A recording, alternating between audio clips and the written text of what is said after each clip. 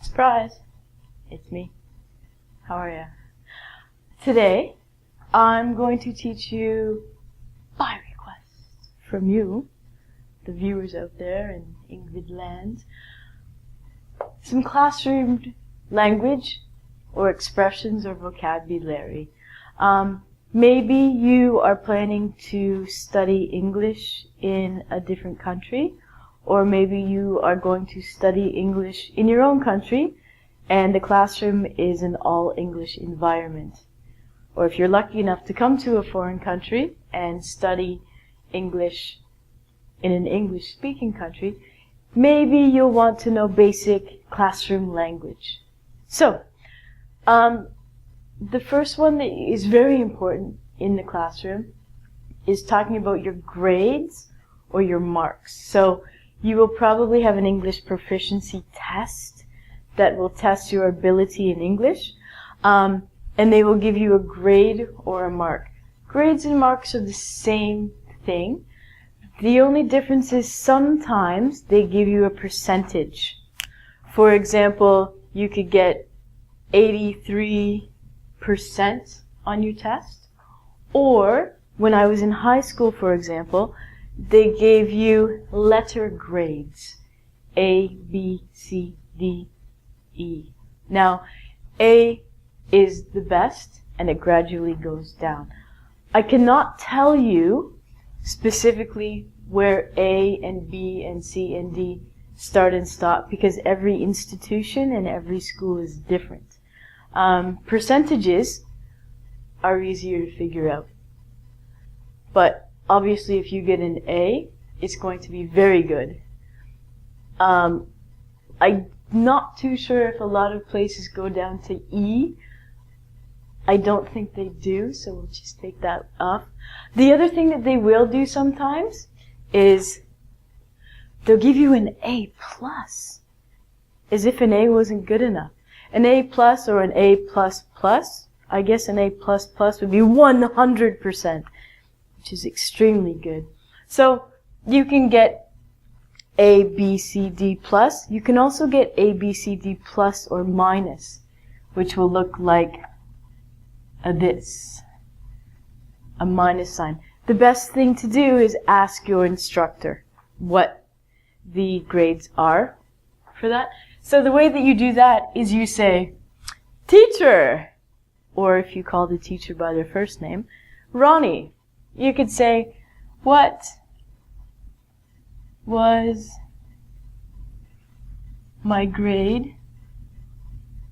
Or you could say, what was my mark on the test? What was my mark or what was my grade on the test? If you get an F, it means you failed miserably. It's a very bad mark. So maybe F means fail. That's alright.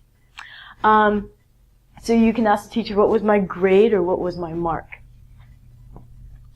The next thing, the thing that everyone hates, are tests or exams.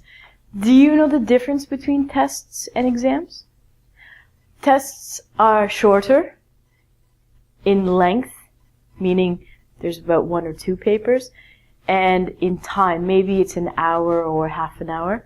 It's a short exam, if you'd like to think about it like that. An exam, brutal, is very long. In high school and in elementary school, we usually have a test. So most language schools will give you a test.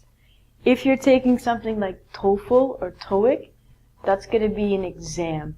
Exam instills fear of 1 or 2 or 3 hours of you writing the test. But you can do it. Good luck. So tests or exams, you're going to want to know what to study for when you have to study for your test or your exam. And you're going to want to know the date, obviously, of the exam. It's important to go on the right day and to be a little early, but we'll get to that later. So as far as the tests or exams go, you want to know what's the material. So you're going to ask your teacher, what's on the test? Or what's on the exam? This implies what material you will be tested on. Is it going to be grammar? Is it going to be listening? Is it going to be making sentences? Is it going to be writing paragraphs? Are you going to have to write an essay? So it's always good to ask your teacher what's on the test or what's on the exam. And the date, you can just ask them when is the exam or when is the test. And probably asking the time is a good, very good thing to ask as well. The next one is important. If you're in class and all of a sudden you have to go to the toilet. We call this in English being excused. Being excused means you're leaving some situation and you're going to be very polite about it. All you have to do, some teachers want you to put your hand up or just ask them outright. You can say, can I please, be polite, go to the washroom? So you can put your hand up and say, can I please go to the washroom? Please? You can also say, may I please go to the washroom? Can I is much more natural. May I is a little bit more polite, but as long as you say please, your sentence is 100% polite and correct. A lot of my students say, teacher, I go to bathroom. Teacher, I go washroom. You need to say, I go to the washroom or I go to the bathroom is the correct, beautiful English phrase of that. And the last one, being late. Maybe you're late for school. Maybe you missed the bus. Maybe you slept in. In English, we don't say, I overslept. I understand what you're telling me, but we don't say that in English. We say, I slept in.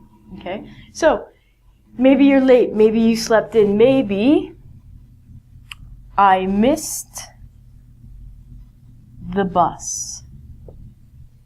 Maybe you drank a lot the last night and your alarm went off and you just couldn't wake up. Whatever happens, happens. I would guarantee you that most of the time the teacher will be very, very accepting of you being late once in a while. But if you're late every day, there's a problem. So the best thing to do is don't lie. Don't tell your teacher that you went to Mars and then you had a spaceship and your spaceship got a flat tire and then a dog came and ate your head. Your teacher's not going to appreciate the lie. Maybe the creative storytelling would be good, but basically don't lie. Don't just say, I don't know. I mean, you don't know.